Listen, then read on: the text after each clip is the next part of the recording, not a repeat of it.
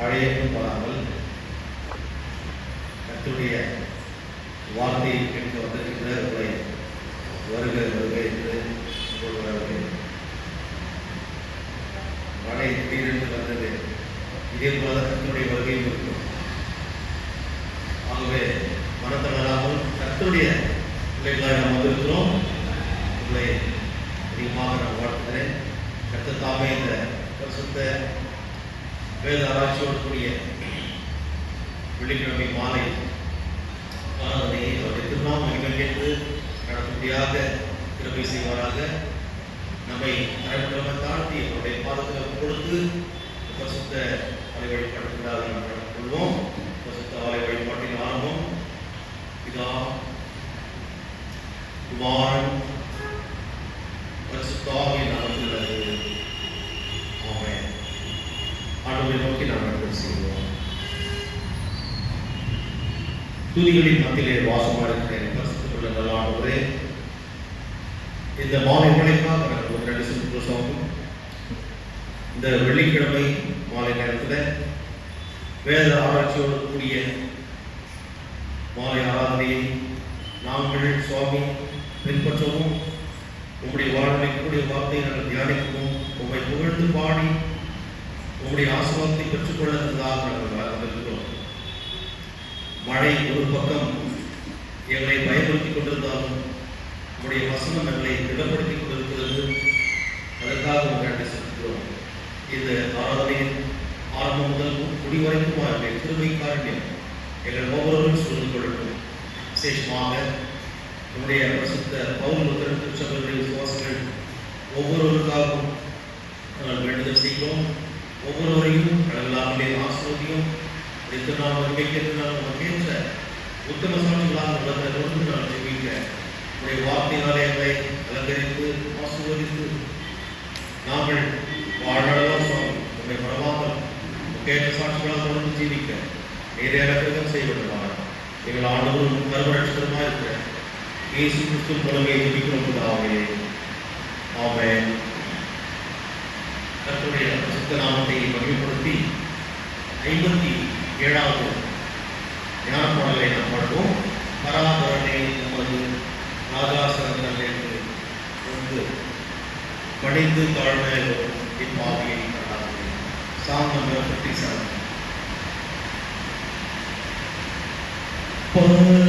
பராபரனே உமது ராஜா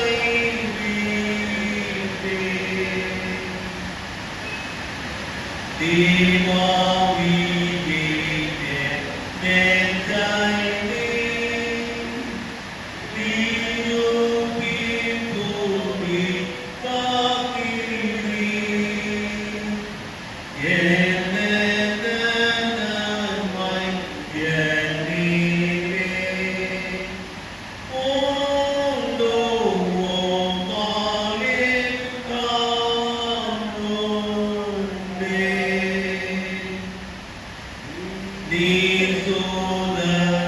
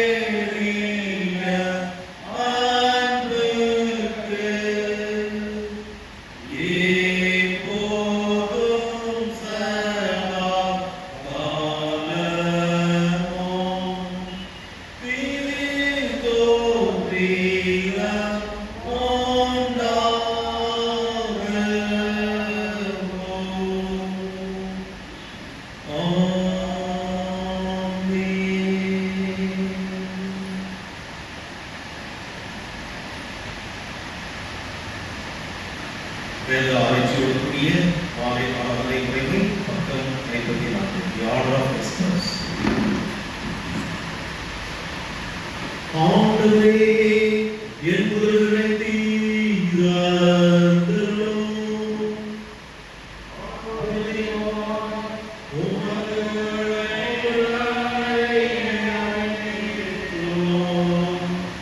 கடவுளே என்னை விடுவித்தாருளும். ஆண்டவரே எனக்கு சகாயம் செய்ய வீராய் தருளும். பிதாவுக்கும் குமாரனுக்கும் பரிசுத்த ஆவிக்கும் மகிமை உண்டாவதாக. ஆதியிலும் இப்போதும் எப்போதுமான சதா காலங்களாய் இருக்கிற பணியே.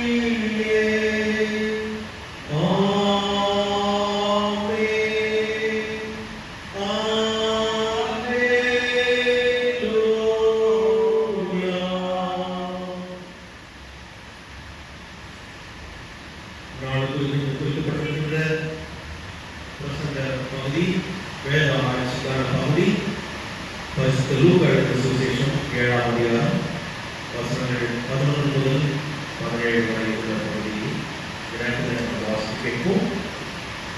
The Gospel according to St. Luke chapter 7 verses 11 to 17.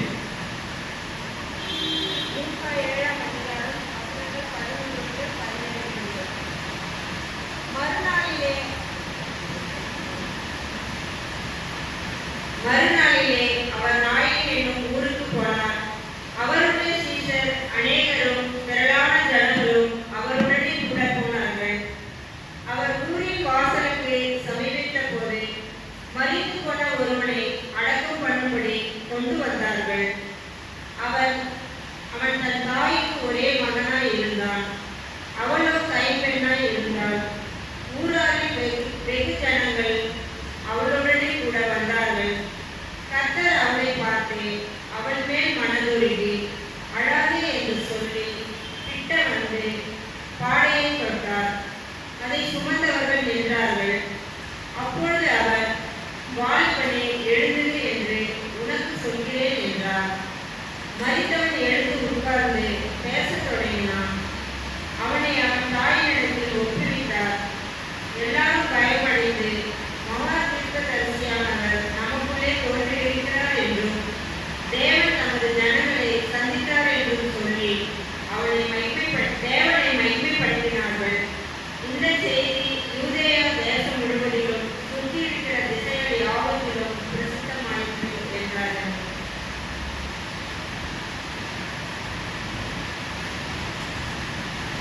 கர்த்தருடைய வாழ்வுக்குரிய வார்த்தையை வாசிக்கலாம்.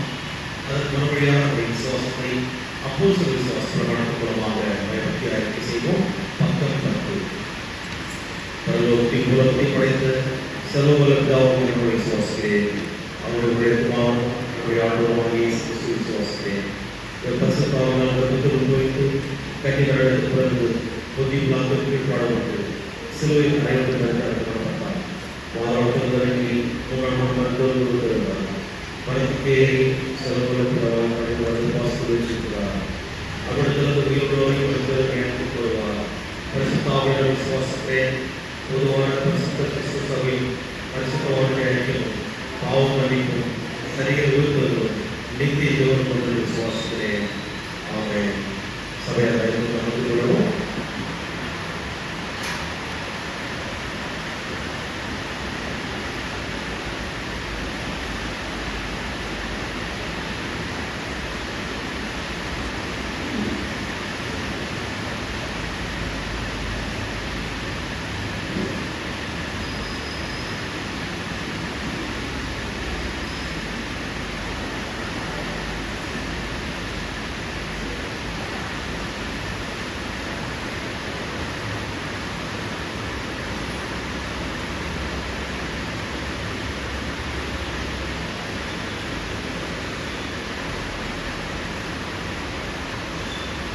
கிறிஸ்துவிற்குரியவர்களே, நம்முடைய பிதாவாகிய கடவுளுக்கும் ஆண்டவராகிய இயேசு கிறிஸ்துவிற்கும் உங்கள் அனைவருக்கும் கிருபையும் சமாதானமும் உண்டாவதாக. ஆமென். இந்த நாளிலே வேத ஆராய்ச்சி கேந்திரத்தில் வேதபக்தி பரிசுத்த லூக்கா எழுதிய சுவிசேஷம் 7ஆம் அதிகாரம் வசனங்கள் 11 முதல் 17 வரை வாசிக்கும். Luke chapter 7 verses 11 to 17.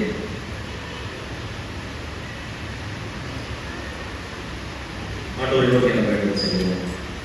கண்மலையின் மேற்கொள்ளுவாக கர்த்தாவே, என்னுடைய வார்த்தைகளும் என்னுடைய இதயத்தின் தியானம் உங்களுடைய சமூகத்திலே எப்பொழுதும் பெரிய எங்கள் அனைவருக்கும் ஆசீர்வாதமாக நீரை அனுக்கிரகம் செய்யும். உங்கள் கேட்ட சாட்சிகளால் தொடர்ந்து ஜீவிக்கும். நீரை ஆசீர்வதித்து வழிநடத்துகிறோம். வெப்பரையை சுகமாக ஜீவிக்கிறோம். ஆமென். கிறிஸ்துவுக்கு பிரியமானவர்களே, லூக்கா சுவிசேஷத்தை நாம் பார்க்கிற போது இந்த சம்பவம் நமக்கு தெரியும். என்ன சம்பவம் என்று பார்க்கிற போது, ஆண்டவர் செய்த அற்புதங்களிலே முதலாவது அற்புதம் எது என்று கேட்டால் உங்களுக்கு நன்றாக தெரியும். கானா ஊரிலே கல்யாண வீட்டிலே அவர் சாதாரண தண்ணியை ராட்சசமாக மாற்றினார் என்று நாம் சொல்லுவோம். முதலாவது உயிர்த்தெழுதல் என்ற ஒரு அற்புதத்தை நிகழ்த்தியது எது என்று பார்க்கிற போது, இந்த சம்பவத்தில் வருகின்ற இந்த வாலிபரை எழுப்பின சம்பவம் தான் முதலாவதாக ஆண்டவராகிய இயேசு கிறிஸ்து உயிரோடு எழுப்பின அற்புதம். 11ஆம் வசனத்திலே பார்க்கும்போது ஆரம்பத்திலேயே மறுநாளிலே அவர் நாயின் என்னும் ஊருக்கு போனார். அவருடைய சீஷர் அனைவரும் திரளானவர்களும் அவருடன் கூட போனார்கள். இந்த சம்பவத்தில் வருகின்ற ஒரு அறிவிப்பை நாம் பார்க்கிற போது, இந்த நாய் ஊருக்கு அவர் போகின்ற போது அவரோடு கூட அவருடைய சீஷரும் செல்லுகிறார்கள். அவர்கள் அங்கிருக்கின்ற அந்த ஊரின் வாசலுக்கு சமீபமாய் அவர்கள் போகின்ற போது வழியிலே ஒரு வாலிபன் மறித்து போன சூழ்நிலையில் அவனை சுமந்து கொண்டு வருகிறார். அவனை அவனுடைய தாயார் மிகுந்த வேதனையோடு கண்ணீரோடு அவருடைய உறவினர்களெல்லாம் உடைய சூழ வந்து கொண்டிருக்கிறார்கள். அந்த நேரத்தில் அவருடைய நிலைமையை உணர்ந்து அவருடைய வேதனையை போக்கி அவனை உயிரோடு எழுப்புகின்ற ஒரு அற்புதத்தை தான் நாம் பார்க்கிறோம்.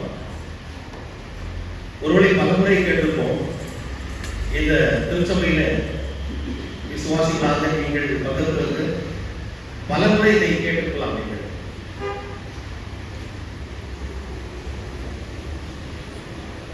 ஒவ்வொரு நாளாக கேட்டுக்கிறதுனால அவுடேட்டட் என்று சொல்ல முடியாது. வேதம் பல ஆயிரம் வருடங்களுக்கு முன்பு எழுதப்பட்டது. ஆனால் இன்றைக்கும் அதனை நாம் புரிந்து கொள்ள முடியாதபடி அநேக காரியங்கள் மறைமுள்ளாது இருக்கிறதாக தான் இது திருமறை. You cannot easily understand the efficacy of what Bible says. It's a hidden treasure. மறைபொருள். ஆகவே அதனை பரிசுத்த ஆவியானவர் தான் நமக்கு விளக்கி சொல்லுகின்ற போது நாம் விளங்கிக் கொள்ள முடியும். மனுஷீக அறிவினால முடியாது. நீங்க பார்க்கிற போது நாயின் ஒரு வாலிபன் அவனை உயிரோடு எழுப்பினதுனால் என்ன என்று நாம் கேட்கலாம். ஆனால் இதில் மிக முக்கியமான காரியங்களை நாம் இந்த நாளில் தியானிக்க இருக்கிறோம், ஆராய்ச்சி செய்ய இருக்கிறோம். கிறிஸ்துவுக்குள் பிரியமானவர்களே, அப்பா அம்மா வயசான பிறகு அவர்களை அநேக குடும்பங்கள் என்ன பண்ணலாம், அவங்க சொல்ற ஆலோசனைகளும் கேட்காதபடிக்கு அப்போதுதான் அவங்களுக்கு ஞானோதயம் வருகிறது. பிள்ளைகளுக்கு பெற்றோர்கள் வயதாகிற போது பிள்ளைகளுக்கு ஞானோதயம் வருவது என்ன, அவர் சொல்லுகின்ற ஆலோசனை கேட்காதபடி வயசாகி சும்மா இருப்பான் அப்படிலாம் சொல்லுகின்ற ஒரு காரியத்தை பார்க்கிறோம். ஆனால் நல்லது கிடையாது. அவர்களை கண்ணும் கருத்துமாக கடைசி மூச்சு வரைக்குமாய் பார்த்துக் கொள்ளுகின்ற போதுதான் அவர் உண்மையிலேயே ஆண்டவர்களாக வளர்ந்திருக்கிறார்கள் பிள்ளைகள் என்று அர்த்தம். இல்லை என்றால் அவர்கள் வளரவில்லை, கர்த்தருடைய வார்த்தை அவர்களிலே இல்லை என்றார்கள். இந்த இடத்துல பார்க்கின்ற போது நாயின் என்ற ஊரிலே அவர்கள் போகிறார்கள். அந்த இடத்துல நாயின் என்ற ஊருக்கு அது அர்த்தம் என்ன பார்க்கின்ற போது கிரீன் பாஸ்டர்ஸ், எபிரேய வார்த்தையில கிரீன் பாஸ்டர்ஸ், நல்ல புல்லுள்ள இடம் என்று சொல்லி அர்த்தம், அல்லது அழகான beautiful one or delightful one, பரவசமான என்று அர்த்தம். ஏன்னா நாயின் என்ற ஊருக்கு பரவசமான அல்லது அழகிய அல்லது புல்லுள்ள இடம் என்று சொல்லி. இது அதாவது தாபோர் மலையில இருந்து ஒரு 4 மைல் தூரத்தில் இருக்கிறது. இதற்கு ஒரு சின்ன ஒரு மலை என்று சொல்லி பெயர், லிட்டில் மவுண்டன் ஆஃப் தாபோர் என்று சொல்வார்கள். ஜாபெல் எத் துகி என்று சொல்லி இன்றைய நாளில் அதன் பெயர் ஜாபெல் எத் துகி என்று. வேத ஆராய்ச்சிக்கிறதுனால இதெல்லாம் நமக்கு தெரிஞ்சுக்கொள்ள வேண்டும். இது கப்பர்நகூமில் இருந்து 25 மைல் தூரத்தில் இருக்கின்ற ஒரு இடமாக இருக்கிறது. இங்கே பார்க்கின்ற போது ஆண்டவராகிய இயேசு கிறிஸ்துவும் அவரோட கூட ஒரு பெரும் திரளான மக்கள் அவருடைய சீஷர்களோடு கூட சேர்த்து அந்த நகரத்தின் வாசலுக்கு வருகிறார்கள். So Jesus' disciples and a large number of crowd went with him. They arrived at the city என்று சொல்லி கேட்பாங்க. கிறிஸ்துவுக்குள் பிரியமானவர்களே, அங்கு வருகின்ற போது 12ஆம் வசனத்தில் ஒரு ஊரின் வாசல் சமீபித்த போது மரித்து போன ஒருவனை அடக்கம் பண்ணும்படி கொண்டு வந்தார்கள். அவன் தன் தாய்க்கு ஒரே மகனாயிருந்தான், அவளோ கைப்பெண்ணாயிருந்தார். ஊராரில் வெகு ஜனங்கள் அவளோடு கூட வந்தார்கள். எபிரேயர்களுடைய அதாவது இஸ்ரவேல் வழக்கம் என்னென்றால், மரித்து போன மனுஷரை அதே நாளிலே அடக்கம் செய்ய வேண்டும். இல்லை என்றால் அது தட் பிகம்ஸ் பொல்யூஷன், தீட்டு என்று சொல்லி அதை கருதினார். ஆகவே செத்து போன மனுஷனுடைய காலை மறித்து போனால் மாலைகளாக அடக்கம் பண்ண வேண்டும். மறுநாளில வைக்கக்கூடாது. நம்ம வழக்கலாத்தி நைட்டெல்லாம் நம்ம வச்சிடறோம், பஜனெல்லாம் பாடி ஆளுன்னு சொல்கிறோம். அடுத்து மறுநாள் காலையில் ஊர்களுக்கெல்லாம் வரணும். சரி, இது தவறுன்னு சொல்ல முடியாது, வழக்கமாக செய்கிற ஒரு காரியம். ஆனால் அவர்கள் அந்த காலத்திலே, இஸ்ரவேலர் அவருடைய காலத்திலே நடந்த ஒரு காரியம், அதே நாளில அடக்கம் பண்ண வேண்டும். இதே போன்ற ஒரு முறையை இன்றைக்கு யார் பின்பற்றுகிறார்கள் தெரியுமா? இஸ்லாமியர்கள் அவர்கள் நைட் வைக்கிறது கிடையாது. ஒருவேளை அதனுடைய அந்த ஃபேமிலி ட்ரீயிலிருந்து தான் ஒரு பகுதியாக அது வருகிறது. ஆகவே அவர்கள் அதை பழைய காலத்தை அவர் பின்பற்றுகிற ஒரு விஷயத்தை பார்க்கணும். ஏனென்றால் இது வேதத்தின் அடிப்படையில் அது தீட்டு என்று சொல்லி உபாகம் 21ஆம் அதிகாரம் 23ஆம் வசனத்தில் பார்க்கிறோம். புதிய கோட்டையிலே அப்போஸ்தலர் நடபடிகள் 5ஆம் அதிகாரம் 5 to 10 வரைக்கும் எழுதப்பட்டிருக்கிறது. ஸோ அதே நாளிலே அடக்கம் செய்யத்தான் ஆகும். சரி, இப்பொழுது அந்த மனுஷனை அடக்கம் பண்ண கொண்டு வருகின்ற போது நடக்கின்ற சம்பவங்கள் என்ன என்பதை நாம் பார்க்கலாம். So here we see that 4 special meetings that took place at the city gate on that particular day. அந்த குறிப்பிட்ட நாளில் 4 விதமான சந்திப்புகள் ஏற்படுகிறதை நாம் இந்த பகுதியிலே நாம் பார்க்கலாம். முதலாவதாக பார்க்கும்போது 2 கூட்டத்தார் சேர்கிறார்கள், சந்தித்துக் கொள்கிறார்கள். The 2 crowds met together. வந்து சேர்ந்து ஒரு பக்கம், அதாவது செத்து போன மனுஷனை வாலிபனை சுமந்து கொண்டு அடக்கம் பண்ண ஒரு பெரிய கூட்டத்தார் வருகிறார்கள். இன்னொரு பக்கம் பார்க்கின்ற போது ஆண்டவராகிய இயேசு கிறிஸ்து அவருடைய சீஷரும் பெருந்திரளான மக்களும் வருகிறார்கள். வந்து சந்தித்துக் கொள்கின்ற ஒரு நிகழ்வை பார்க்கிறோம். We see that Jesus meet the funeral procession just as he was heading for the burial ground. மரித்து போனவர்களை அடக்கம் செய்வது அந்த நாளில் வழக்கமாக இருக்கிறது. இந்த நாளில் கூட நாம் பல விதங்களிலே அடக்கம் பண்ணுகிறோம். சிலர் எரித்து விடுகிறார்கள், சிலரை சில பணங்களை என்ன பண்ணுகிறார்கள் என்றால் இந்த ஜெயின் கம்யூனிட்டியில் என்ன பண்ணுகிறார்கள் என்றால் உயரமான பில்டிங் மேலே அதை கொண்டு போய் வைத்து விடுவார்கள். அங்கு பெரிய கழுகுகள் பறவைகள் வந்து அதை கொத்தி தின்று பல நாட்களுக்கு பிறகு அதை எலும்பு கூடாக எடுத்து அவர்கள் அதற்கு பிறகு அதை என்ன பண்ணுவார்கள் தெரியாது. ஆனால் அதை பறவைகள் மற்ற பறவைகள் தின்னவும் என்று சொல்லி அவர்கள் சிலர் எரித்து விடுகிறார்கள், சிலர் புதைக்கிறார்கள், நாம் உடன் புதைக்கிறோம். உயிர்த்தெழுந்த நம்பிக்கை என்று மண்ணில் எழுதப்படும் மண்ணுக்கு திரும்புவார் சொல்லி நடக்கிறாங்க. நாம் உயிர்த்தெழுந்த நம்பிக்கையை நினைத்து நாம் அடக்கம் செய்வோம். கிறிஸ்துவின் பிரியமானவர்களே, the mourners were heading for the cemetery. அந்த துக்கத்தில் ஆழ்ந்திருக்கின்ற அந்த தாயும் கூட வந்திருக்கிற உறவினர்கள், உற்சாக உறவினர்கள், ஏஞ்சல் வந்தவர்கள் எல்லாம் துக்கத்தோடு அந்த வாலிபனை அடக்கம் பண்ணுவதற்காக இருக்கின்றார்கள். அந்த ஒரு சூழ்நிலையை நாம் பார்க்கின்ற போது மிக வருத்தமான ஒரு சூழ்நிலை. அந்த பெண் ஒரே மகன், அந்த வாலிபன் அந்த பெண்ணுக்கு ஒரே மகன் என்று only son. Sivaji only Sun.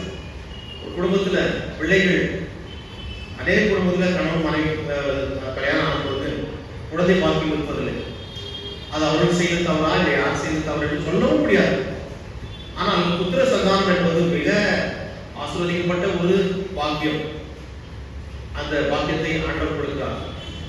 இதோ பிள்ளைகள் கர்த்தரால் ஒரு சுதந்திரம், கர்ப்பத்தின் கனி கர்த்தர் அவரும் ஈர்ப்பு என்று சொல்லி நாம் பார்க்கிறோம். So it is a gift from the Lord. Gift from the Lord. ஆகவே இந்த மகன் செத்து போன இந்த வாலிபன் அந்த பெண்ணுக்கு ஒரே மகனாக இருந்தார். அது மட்டுமல்ல, ஒருவனை அவன் ஒருவனாக இருக்கிறபடினால அந்த பெண்ணுடைய நிலைமை அவள் கைப்பெண்ணா இருந்தாள் என்று சொல்லி. கைப்பெண்ணா இருந்தாள் என்ன? கைப்பெண்ணா இருந்தாள் என்ன? விதவையாக இருந்தாள். கணவன் இல்லாத சூழ்நிலையில ஒரே மகன் என்று பார்க்கின்ற போது perhaps he would be the breadwinner for a family, இல்லையா? அவளுடைய அந்த குடும்பத்திற்கு இவன் தான் சம்பாதித்து போடுகின்ற முதல் மகனாக தலைமகனாக அவன் இருக்கிற போது அவனும் போய்விட்டான் என்றால் நிலைமை என்ன ஆகும்? கணவன் இறந்த பிறகு அது பெரிய ஒரு irreparable loss. கணவன் இறந்த பிறகு இருக்கிற ஒரு மகனும் இறந்து போகிறார்கள், முதலுக்கே மோசம் என்று சொல்வார்கள், கேபிட்டல் லாஸ் என்று சொல்லி. அது போன்ற நிலைமை தான். அதிலிருந்து மீண்டு வர முடியாத ஒரு சூழ்நிலை. ஆகவேதான் அவன் மிகுந்த வேதனையோடு கண்ணீரை உடைத்துக் கொண்டு வேதனையோடு வந்து கொடுக்கிறான். அந்த கைப்படனோடு கூட அந்த துவையோடு கூட அநேக மக்கள் வந்தார்கள் என்றால், ஒருவேளை அந்த பெண் ஒரு நல்ல ஒரு யோகியமான வாழ்க்கையை வாழ்ந்திருக்க வேண்டும், கடவுளுக்கு பிரியமான ஒரு வாழ்க்கையை வாழ்ந்திருக்க வேண்டும், நல்ல ஒரு அதாவது பரிசுத்தமுள்ள ஒரு ஜீவியத்தை அவர் ஜீவித்திருக்க வேண்டும். ஆகவேதான் அந்த அருமை தாயாருக்கு ஆறுதல் சொல்ல அநேகர் கூடி வந்திருந்ததை அங்கே நாம் பார்க்கிறோம். கிறிஸ்துவுக்குள் பிரியமானவர்களே, வருகிற போது அந்த அருமை தாயார் கண்ணீரோடு வருவார்கள், குடும்பங்களோடு வருவார்கள், துக்கத்தோடு துயரத்தோடு என்ன சொல்றாங்க என்று தெரியவில்லை. So she was weeping, crying, whispering, lamenting. இருந்த ஒரு நம்பிக்கையும் போயிடுச்சே, அவரை என்ன பண்றது என்ற ஒரு சூழ்நிலை. எபிரேயர் 4:14 பார்க்கிற போது படிக்கலாம்.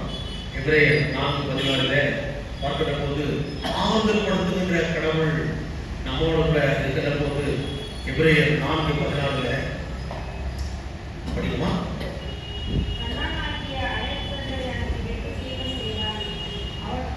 எபிரேயர் 4:14 இங்கே துக்கத்திலே வேதனையிலே புலம்பிக் கொண்டிருக்கின்ற அந்த தாய்க்கு கடவுள் சொல்லுகின்ற ஒரு the sympathetic Savior always gives help when we need it most. எபிரேயர் 4:14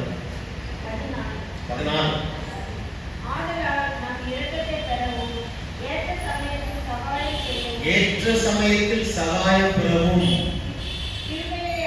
கிருபை அடையவும் தைரியமாய் சேரப்படவும். அதுதான் easy only source for our easy only source for all our problems.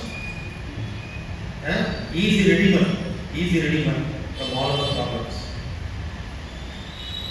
கிறிஸ்துவுக்குள் பிரியமானவர்களே, எந்த ஒரு சூழ்நிலையும் அவருடைய கிருபை நம்மை வந்து தாங்க முடியும்போது அந்த வேதனையிலிருந்து நாம் விடுபட முடியும். அடுத்ததாக இரண்டாவது பார்க்கின்ற போது the two only sons met together. இல்லை, யார் என்று பார்க்கின்ற போது யார்? இந்த பையன், இந்த செத்துருக்கின்ற இந்த வாலிபன், அவன் ஒரே மகனாக இருந்தான். இன்னொரு யாரு இருக்கிறது? ஒரே மகன். ஆண்டவராகிய இயேசு கிறிஸ்து யோவான் 3:16 பார்க்கும்போது, தேவன் தம்முடைய ஒரே பேரான குமாரனாகிய இயேசு கிறிஸ்துவை விசுவாசிக்கிற எவனோ அவன் கெட்டு போகாமலுக்கு இவன் படிக்க வந்ததிலே இவ்வளவு வாய்ப்பு இருக்கிறான். ஸோ இங்கே இயேசு கிறிஸ்து ஜீவனை கொடுக்கின்ற ஜீவாதிபதி வருகிறார். இன்னொரு பக்கம் அந்த செத்து போன அந்த வாலிபனை தூக்கி கொண்டு வருகிறார்கள். இருவரும் ஒரே மக்களாக இருக்கிறார்கள் அந்த குடும்பத்தில். So Jesus was alive but destined to die. அவர் உயிரோடு இருக்கிறார், ஆனால் மரிப்பதற்காக தன்னை ஒப்பு கொடுத்து அவர் வருகிறார். அவர் மரணத்துக்கும் சொந்தக்காரர், ஜீவனுக்கும் சொந்தக்காரர். இன்னொரு பக்கம் பார்க்கின்ற போது the dead man, he was dead but destined to live. அவனுடைய தலைவிதி அவன் பிழைத்துக் கொள்ள வேண்டும் என்று யாரால்? ஜீவனுள்ள கடவுளால் அவன் பிழைத்துக் கொண்டு செத்து போனான். அவனுடைய கதை முடிந்தது. ஆனால் அவன் பிழைத்துக் கொள்ள வேண்டும் என்று அந்த நாளில் அந்த சந்திப்பு நிகழ்கிறது. எவ்வளவு அழகான ஒரு காரியம், எவ்வளவு ஒரு கோஇன்சிடென்ஸ் தான், but still it's very beautiful. மூன்றாவது பார்க்கின்ற போது two sufferers met together. யார் என்று பார்க்கின்ற போது ஏசாயா 53:3 இப்படியாக நாம் பார்க்கிறோம். ஆண்டவராகிய இயேசு கிறிஸ்துவினுடைய பாடுகளை குறித்து சொல்லுகிற போது மிக அழகான ஒரு ஸ்டேட்மெண்டை நாம் பார்ப்போம். படிக்குமா? அவர் அசட்டை பண்ணப்பட்டவரும் மனுஷரால் புறக்கணிக்கப்பட்டவரும் துக்கம் நிறைந்தவரும் பாடுகள் அனுபவிப்பவருமா இருந்தார். அவர் துக்கம் நிறைந்தவராக இருந்தார். So Jesus, the man of sorrows, அவர் உன்னை போல என்ன போல துக்கத்தை அவர் சகித்தவர், துக்கம் நிறைந்தவராக இருந்தார், பாடுகளை அனுபவித்தவராக இருந்தார் என்று சொல்லி. ஆகவே அந்த துக்கம் என்பது அவர் ஜெயிக்கின்ற போது, மற்ற மக்கள் மறிக்கின்ற போது, குடும்பங்களில் மரணம் ஏற்படுகின்ற போது, he knows the pain and pathos of their feelings. அவருடைய கண்ணீர் எவ்வளவு வேதனையோடு ஒரு மனக்கிலேசத்தோடு அவர் அழுகிறார்கள் என்பது அந்த வேதனை சகித்த கடவுளுக்கு கண்டிப்பாக தெரியும். குடும்பங்களில் மரணம் ஏற்படுகின்ற போது, அதாவது நம்ம சாதாரணமாக யோசிப்போம், குடும்பங்களில் மரணமே வரக்கூடாது என்று யோசிப்போம். ஆனால் கூட மரணம் வருகிறது. அது கசப்பான அனுபவம். ஆகவே அந்த கசப்பான அனுபவத்தை எப்படியாவது முறியடிக்க வேண்டும் என்று சொல்லி எத்தனையோ பேர் முயற்சிக்கிறார்கள், முடியவில்லை. ஆனால் இந்த மரணத்தை முறியடித்து மரணத்திற்கே மரணம் அடியடித்தவர் ஆண்டவராகிய இயேசு கிறிஸ்து. ஆகவே மரணத்தை குறித்து நாம் பயப்பட வேண்டியதே இல்லை. நமக்கு முன்பாக நம்முடைய குடும்பத்திலிருந்து கடந்து சென்று விட்டவர்கள் அவருடைய இளைப்பாறுதலில் இருக்கிறார்கள். நாம் கடந்து சென்று கொடுத்து வாங்க கவலைப்படவே வேண்டாம். அடுத்ததாக பிரியமானவர்களே, இத அதாவது மனுஷன் மற்றவனுக்கு கிடைத்து விட்டதே தனக்கு கிடைக்கவில்லையே என்று சொல்லி ஒரு விஷயத்துக்கு மட்டும் பொறாமப்படாமல் மாறியது மரணம். மற்றவருக்கு விஷயம் எது கிடைக்கல யாராவது சொல்றாங்களா?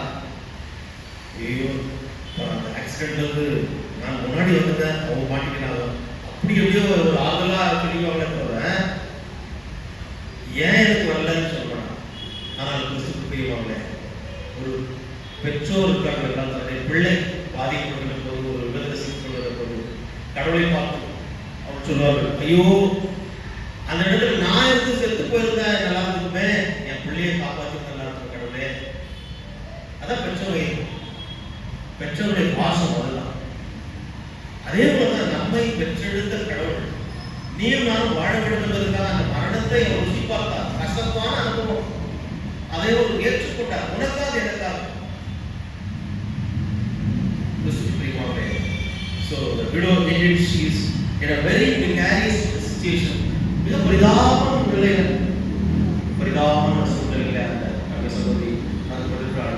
ஒரு பக்கம் பார்ப்பது ஒரு விதவையான ஒரு வேதனையான ஒரு பாடுகளை அனுபவித்த அது, அதாவது அந்த எக்ஸ்ட்ரீம் பெயின் பேத்தோஸ் அப்படி, அதாவது அந்த வேதனையை நெருக்கி கொண்டிருக்கிறது. அந்த அம்மா ஒருவேளை பிசிக்கலாகவும் சரி நொந்து போன ஒரு சூழ்நிலை, சைக்காலஜிக்கலும் மிகவும் பலவீனப்பட்ட சூழ்நிலை. மரணம் எந்த நேரத்தில் வரும்னு சொல்லவே முடியாது. இந்த பெயின் அண்ட் பேத்தோஸ், இந்த மன உளைச்சல் அதிகமாக போது மூளை இது இருக்கிற நரம்பு மண்டலத்தில் பாதிப்பு பேர் போட்டு பெட்ஷீட்ல போட்டு செத்துருவாங்க.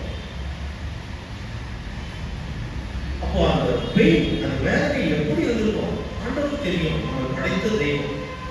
ஆகவே அந்த வேதனையிலே he participated, he was being and becoming the business of the people என்று சொல்லி பார்த்தோம். அவருடைய கஷ்ட நஷ்டங்களில் பங்கெடுத்துக் கொள்கிறவர்களாக, அவர்களுக்கு நம்பிக்கை ஏற்படுத்துகிறவர்களாக இங்கே பார்த்தோம். ஆகவே சொல்லுகிற ஒரு காரியம் 13 கர்த்தர் அவரை பார்த்து அவள் மேல் மனதுருகி அழாதே என்று சொல்லி கிட்ட வந்து பாடலை கொடுத்தார்.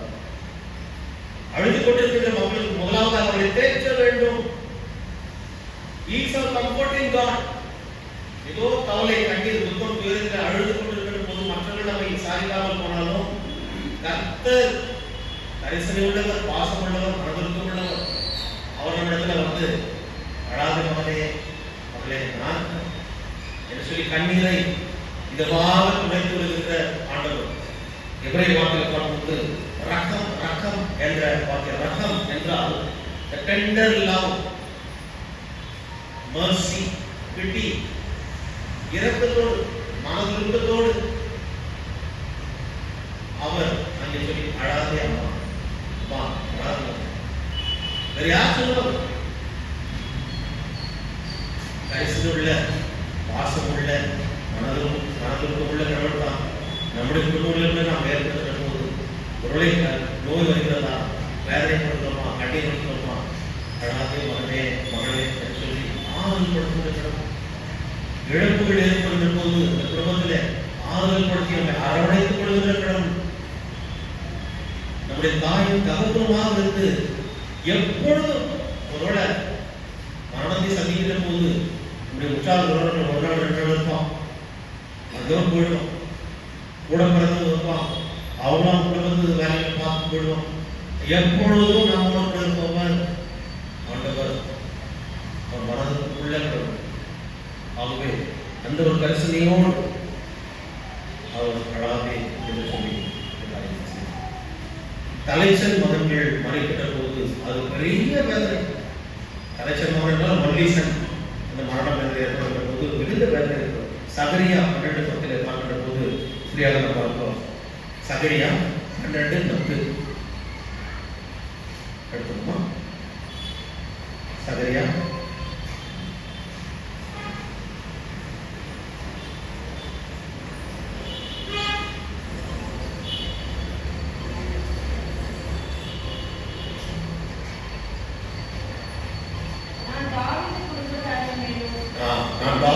குடும்பத்தாரின் எருசலேம் குடிகளின் மேலும் கிருபையின் ஆவியை பிறந்தவர்களின் ஆவியை ஊற்றுவேன். அதுக்கப்புறம் பார்த்தோம். அப்பொழுது அவர்கள் தங்கள் புத்தியில என்னை நோக்கி பார்த்து, ஒருவன் தன் ஒரே பிராணனுக்காக புலம்புவது போல எனக்காக புலம்பி, ஒருவன் தன் தலைச்சல் பிள்ளைக்காக துக்கிக்கிறது போல எனக்காக மனங்கசந்து துக்கிப்பார்கள். மனங்கசந்து அழுதார்கள்னா, மனங்கசந்து அழுத இன்னொரு நபர் யார்? அது பேதுரு. அவன் தன்னுடைய குருவை காட்டிக் கொடுத்த பிறகு மனம் கசந்து அழுது, அதான் ரிப்பன்டன்ஸ். மனம் கசந்து அழுது அவன் கர்த்தரிடத்தில் திரும்பினான். அவனுக்கு தெரிந்த ஒரே வழி repentance. After the repentance he has to renew himself and return to God. ஆனால் அதே போல ஒரு நிலைமை இன்னொருவரும் அந்த ஒரு உணர்ந்தான். யாருக்கு? யூதாஸ் காரியத்தை உணர்ந்தான். ஆனால் கடவுளத்தில் திரும்பி போகவில்லை. ஜனங்களிடத்தில் போனான். அங்கு நீதி கேட்டான், நியாயத்தை கேட்டான். நீதி நியாயத்துக்கு சொந்த காரணத்தில் போல, மன்னிக்கிற தெய்வத்திடத்தில் போல நடந்தது என்ன? அவன் 4 கொண்டு செத்தான் என்று சொல்லி.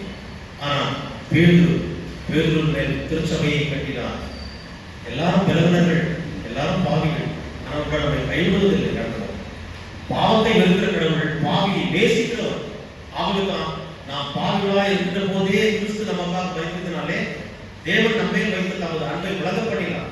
While we were yet sinners என்று நாம் நீதிமான்கள் அல்ல, பாவிகளாய் போது காணாமல் போன ஒரு சூழ்நிலையில நம்மை தேடி வந்து நமக்கு வாழ்வு கொடுத்தார் என்றால் He is our real Savior. ஆகவே உலகம் முழுவதும் இதை அறிந்து கொள்ள வேண்டும். இதுதான் உன்னுடைய என்னுடைய லட்சியமாக இருக்கிறது. கிறிஸ்துவுக்குள் பிரியமானவர்களே, இங்கே பார்க்கிற போது so the tender and the compassion love, tender and compassion, love, tender and so Jesus showed both his pity and his power in raising him to life. அப்பொழுது அந்த போய் அந்த வாலிபனுடைய பாடையை தொட்டு அவனை உயிரோடு எழுப்பினதாக பார்க்கிறோம். இது சாதாரணமான ஒரு விஷயமாக நினைக்கிறீர்களே.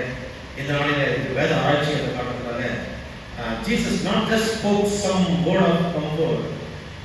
லாட்டின் வேர்டில் சொல்லும்போது லத்தீன் பாஷையில் எக்ஸ் வெரோ மோட்டு என்றால் purely from the goodness of his heart and his nature. அடிப்படையிலேயே கடவுள் இரக்கம் உள்ளவர். ஆகவே அந்த மனதுருக்கம் என்பது அவருக்கு இருந்தது.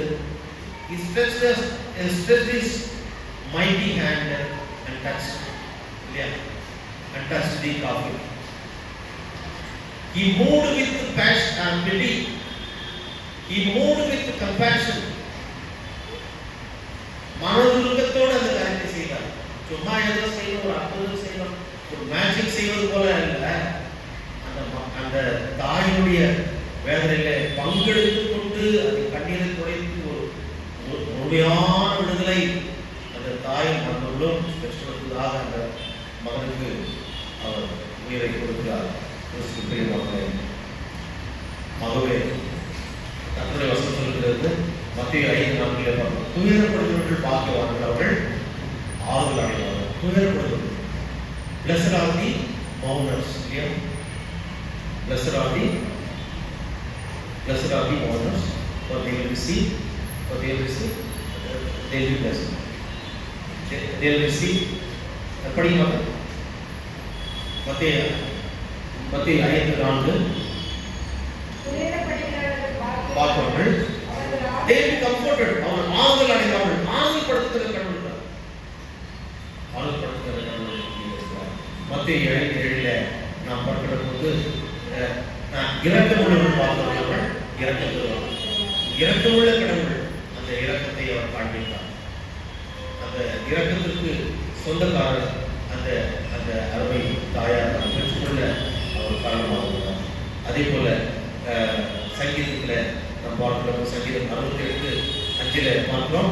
68:5 இன்னொன்று மீகா 6:8 கடைசியாக சொல்லி முடிக்கலாம். சங்கீதம் 68:5 மீகா 68:5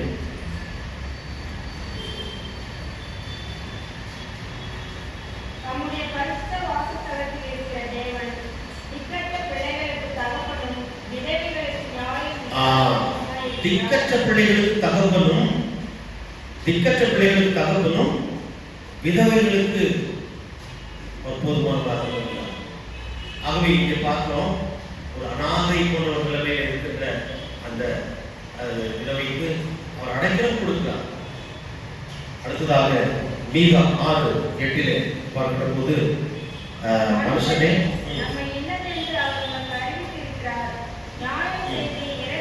நியாயம் செய்து இரக்கத்தை சிநேகித்து தேவன் முன்பாக மனத்தாழ்மை நடப்பதை இல்லாமல் வேறு எண்ணத்தை கர்த்தரிடத்தில் கேட்கிறார். வேற என்னத்தை கேட்கிறார்? இரக்கமுள்ளவர்களாயிருங்கள், மனதுருக்கமுள்ளவர்களாயிருங்கள், நியாயத்தை சிநேகித்து தேவன் முன்பாக மனத்தாழ்மையோடு கூட நடந்து கொள்ளுகின்ற ஒரு காரியத்தை தான் இங்கே கடவுள் இந்த காரியத்தை வெளிப்படுத்துகிறார். அந்த குணாதிசயத்தை வெளிப்படுத்துகிறார்.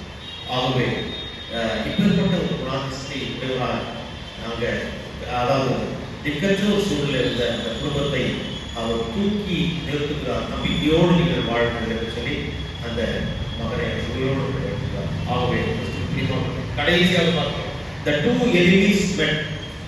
2 சத்துருக்கள் சந்திக்கிறார்கள். எந்த சத்துரு? இந்த மரணத்தை காட்டி அவ்வளவுதான் மனுஷன் அவருடைய கதை புரிஞ்சிச்சு சொல்லி பிசாசு. மரணம் என்பது அடக்கப்படுகின்ற போது அதோடு முடிந்து போகிறது கிடையாது. இங்க வசனத்தில் பார்க்கணும், 2:15-26 பரிகரிக்கப்படும் கடைசி சத்துரு மரணம். அந்த மரணத்தை முறியடிக்க ஜீவனுள்ள தேவன் வருகிறார். ஆகவே ஜீவனுள்ள தேவனும் உலகத்துக்கும் மரணம் வருகிறது. போர் யார் ஜெயிக்க முடியும்? மரணம் அவர் முன்பாக ஒன்றும் கிடையாது. அங்கே அவர் ஜெயிப்பார். நாமும் மரணத்தை ஜெயிப்போம். எல்லாருக்கும் உண்டு. ஆனால் மரணத்தை விட்டு ஜெயித்த ஆண்டவரை போல நாமும் கூட மறைத்து அடக்கம் பண்ணப்படுவது உயிர் கொள்வோம், அவருடன் நித்திய காலமாக வாழ்வோம். பிறந்த மனுஷரெல்லாம் இங்கே இருந்தா எப்படி இருக்கு யோசிப்போம். இருக்க முடியுமா? வசூல்ல ஒரு 100 வருஷத்துக்கு முன்னாடி பிறந்த மனுஷரெல்லாம் இன்னும் இருக்கிறாங்க, இல்லை ஒரு 200 வருஷத்துக்கு முன்னாடி பிறந்த மனுஷரெல்லாம் இன்னும் உயிரோடு இருக்கிறாங்க. இன்னொரு பக்கம் பர்த் ரேட் அதிகமாக இருக்குன்னா இந்த பக்கம் போக முடியாது. ஆங்கிலத்தில் கவிஞர் கண்ணதாசன் எழுதும்போது கூட சொல்றாரு, அதாவது வாழ்க்கை என்பது வியாபாரம், ஒரு ஜனனம் என்பது வரவாகும், அதில் மரணம் என்பது செலவு. அவர் என்ன பண்றாரு? ப்ராஃபிட் அண்ட் லாஸ் அக்கௌண்ட் போடுறாரு இல்லையா? ஐயோ செத்து போயிட்டாங்கன்னு சொல்லிட்டு நம்ம இரவெல்லாம் அழுது புலம்பினாலும் மாண்டவன் வீட்டு வருவதில்லை. ஏன்னா அதே கவிஞர் சொல்லுகிற போது இரவுக்கு அதாவது இரவு தந்தவர் கேட்கிறான், அது இல்லை என்றால் அவன் விடுவானா? உறவை சொல்லி எழுதுனாலே மீண்டும் உயிரை தருவான். அதுல கவிஞர் கண்ணதாசன் எழுதும் போது வித்தியாசமா இருக்கிறார். ஆனால் இங்க கொடுத்தா ஆண்டவரால் முடியாது எதுவும் இல்லை. உறவை சொல்லி எழுதுவான், என் பிள்ளை ஒரே பிள்ளை போயிட்டாங்க, அந்த அம்மாவை பலப்படுத்தி கண்ணீரை துடைத்து அவனை உயிரோட எழுப்பினார்.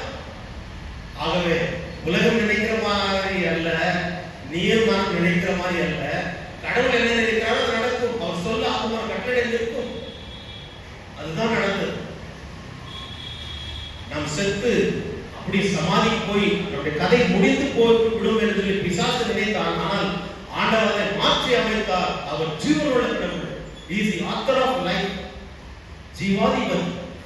அவரை பெற்றிருக்கின்ற நாம் இந்த சமூகத்தில் வருகின்ற இந்த மரணத்தை சந்தித்த மனுஷனை வாலிபனை உயிரோடு எழுப்பி அங்கு ஒரு மகிழ்ச்சியை ஏற்படுத்தின கடவுள், கண்ணீரை கழிப்பாக மாற்றின கடவுள் நம்முடைய வாழ்க்கையில கூட ஒருவேளை பல காரியங்கள் நமக்கு கண்ணீரை கொடுத்து கொடுக்கலாம், கவலை ஏற்படுத்தி கொடுக்கலாம், வேதனை ஏற்படுத்தி கொடுக்கலாம்.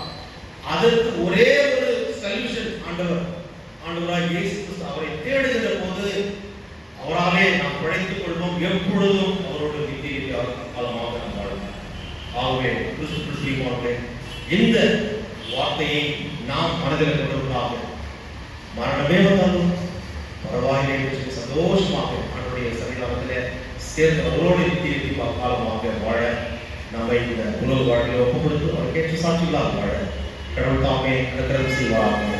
ஆமென். லாபத்திற்குமான தெய்வீக சமாதானம் நம்முடைய இருதயங்களில் சிந்தனை கிறிஸ்து இயேசுவால் பலப்படுத்தி காப்பாராக. ஆமென்.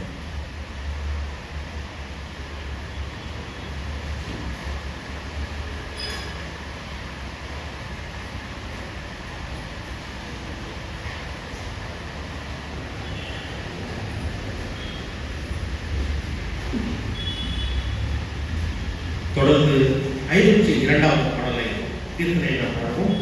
நெஞ்சே நீ கலங்காதே சியோன் மலையில். பாடலை நாம் பாடுகிற போது கர்த்தருடைய ஊழியத்திற்கு நாம் பாடலை படைப்போம். Song number 502. நெஞ்சே நீ கலங்காதே சியோன் மலையில். நெஞ்சே நீ கலங்காதே சியோன் மலையின் இரட்சகரை மறவாதே. என் செய்வேன் என்று நெஞ்சே நீ கலங்காதே. வஞ்சப் பகை செய்தாலோ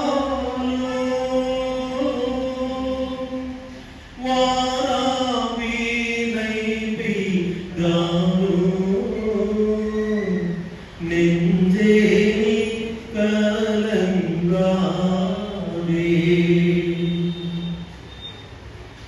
வினை மேல் வினை வந்தாலோ பெண்ஜாதி பிள்ளை மித்ரு சத்ருவானாலோ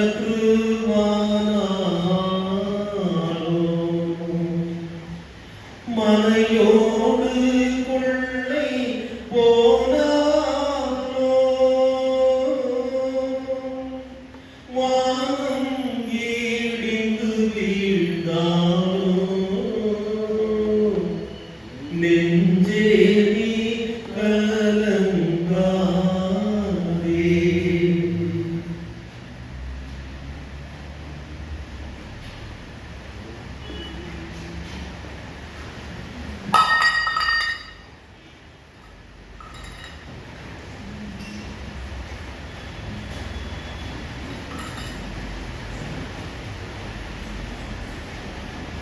பட்டயம் பஞ்சம் வந்தாலோ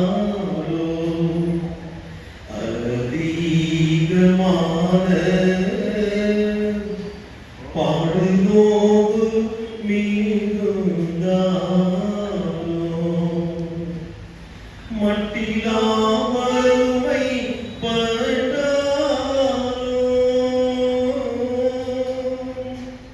மனுஷர் எல்லாம் கைவிட்டாலோ நெஞ்சே நீ கலங்காதே சின்னத்தரும் எண்ணினாலோ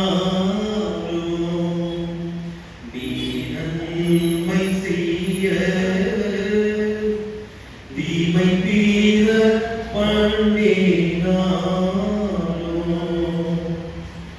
பின்னவேதம் சொன்னாலோ பிசாசு வந்த பின்னாலோ நெஞ்சே நீ கலங்காதே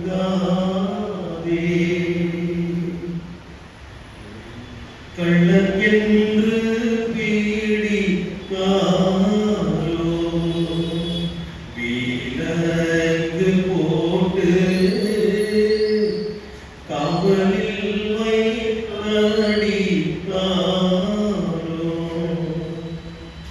வெள்ளம் பூரண்டு தலை மீதி அலை வந்து மோதினாலோ நெஞ்சே நீ கலங்காதே சீயோன் மலையின் இரட்சகரை மறவாதே என் செய்வேன் என்று நெஞ்சே நீ கலங்காதே.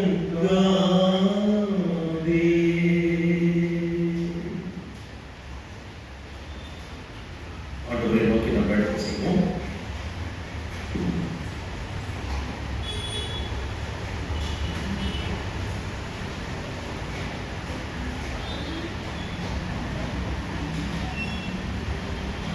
சர்வத்துக்கு வல்ல நீதிய கடவுளே, சரிகாலத்திலே நேரத்துக்குள்ளே வழியடைக்கானுக்கு பிரியமாய் நிறைவேற்று அங்கீகரித்து ஆசீர்வதித்து இது உடைய ஊழியத்திற்கு பிரயோஜனப்பட செய்யும். கர்த்தாவே, இந்த நாடுகளுடைய எங்களை ஜீவபலியாக பார்த்து ஒவ்வொருவரையும் இதை ஏற்றுக்கொள்ளும் காணிக்கையாக ஒவ்வொருவரையும் நீர் ஆசீர்வதி. பரிசுத்த பவுல் விசுவாசிகள் ஒவ்வொருவரையும் சாமி சிறுபிள்ளைகள் முதற்கொண்டு பெரியவர்கள் வரைக்குமா பேர்களாகவும் தனித்தனியாக குடும்பமாக ஆசீர்வதிக்கிறார். நாளைய தினத்திலே திருச்சபையின் மாதங்கள் மூலமாக நடைபெறுகின்ற உபவாசத்துக்கு கூடுகைதான் நடைபெறுகிறோம். கர்த்தாவே, அநேக மக்கள் வந்து கலந்து கொண்டு உபவாசத்தோடு ஆண்டவரே தேசத்தினுடைய ரட்சிப்புக்காகவும் அழைத்துக் கொண்டிருக்கிற ஆத்மாக்களுடன் ஆதாயப்படுத்தவும், கர்த்தாவே தேசத்தில் நல்ல சுபிட்சமான நிலைமை நல்ல ஆட்சி வரவும், ஆண்டவரே எங்கள் குடும்பங்களில் ஒவ்வொரு மக்களையும் கர்த்தாவே தொடர்ந்து ஆஸ்வதிக்க அநேக ஜபக்குறிப்புகளாக ஜெபிக்கிறதுக்காக கூடி வருவோம். இந்த கூடி வருவதை நீரே ஆசீர்வதித்து வருகின்ற மக்களையும் நீர் அவர்களாக ஆசீர்வதித்து வழங்குகிறோம். அதே போல கர்த்தாவே என்னுடைய ஆண்டவரே சுவாமி ஐஎல்சியுடைய ஆம்புலன்ஸ் இருக்கின்ற பெலிஸ்டா ஹாஸ்பிட்டலுக்காக நாங்கள் எடுத்து செய்வோம். பெலிஸ்டா ஹாஸ்பிட்டல் திறக்கப்படுவதற்காக எடுத்து வருகின்ற எல்லா முயற்சிகளுக்காக உங்களை அனுசரிக்கிறோம். விசேஷமாக என்னுடைய திருச்சபையினுடைய முன்னாள் தலைவர் ஆண்டவரே இந்நாள் மூப்பராக திருவாளர் ஐசாயா ஜாக்கப் லியாண்டர் அவர்களை ஆண்டவரே நீர் வலிமையாளத்தில் பயன்படுத்தி இந்த சுவாமி கர்த்தாவே பெலிஸ்டா ஆஸ்பத்திரி திறக்கிறதாக நீர் வழியை வாய்ப்புகளையும் உருவாக்கி வருகிறேன். இதற்காக எடுக்கப்படுகிற எல்லா முயற்சிகளையும் நீர் ஆசீர்வதிக்க கேட்கிறோம். பெலிஸ்டா என்ற வார்த்தை இரக்கத்தின் வீடு என்று சொல்லி ஆண்டவரே அது அநேகருக்கு இரக்கத்தை அளிக்கிற ஹவுஸ் ஆஃப் மர்சி ஆண்டவரே புகலிடமாக இருந்தது. ஆகவே கர்த்தாவே அந்த ஆஸ்பத்திரி கொண்டு அநேக பொதுமக்களுக்கு ஆண்டவரே ஒரு நல்ல ஆண்டவர் மருத்துவ வசதிகளை கொடுக்கின்ற வாய்க்காலங்களை அமைத்துக் கொள்ளுமாறு இருக்கிறோம். இதற்காக இருக்கின்ற விண்ணப்பங்களை எல்லாவற்றையும் கேட்டு ஆமென்றும் ஆமென்றும் கேட்டு ஆசீர்வதித்து வழிநடத்த ஏற்ற நாளில் திறக்கப்பட வழிநடத்துவதாக இருக்கிறோம். இவைகளையும் ஆண்டவரே இடத்தில் கேட்டு வந்து எல்லாம் சரியாகிறோம். உங்களோட பரிசுத்தாவோடு வேண்டலுக்கு உடைய காட்டுக் கொண்டிருக்கின்ற ஆண்டவரே கிறிஸ்து மூலமாக உமை வேண்டிக் கொள்கிறோம் கர்த்தாவே. ஆமென். பரமண்டலம் கிடைப்பதாவே இராம் பரிசுத்தப்படுவதாக இராட்சியம் வருவதாக உங்களுடைய சித்த பரமத்திலே செய்வது போல உங்களையும் செய்வதாக அன்றைய வேண்டிகள் ஆழத்தில் விடுவதாக ஏழு நாளில் நடத்துவது போல கடத்தில் மணி எங்களை சோதனை நீங்கள் நிகழ்ச்சி ராஜ்யமும் வல்லமையும் மதிப்பையும் என்னுடைய கொள்கை ஆமென். அத்தியாவசியத்தை பெற்றுக்கொள்வோம். ஆண்டவராகிய இயேசு கிறிஸ்துவே கிருபையோ கடவுளே நற்போ பரிசுத்தாவியின் ஐக்கியமோ நம் அனைவரோடும் இருப்பதாக.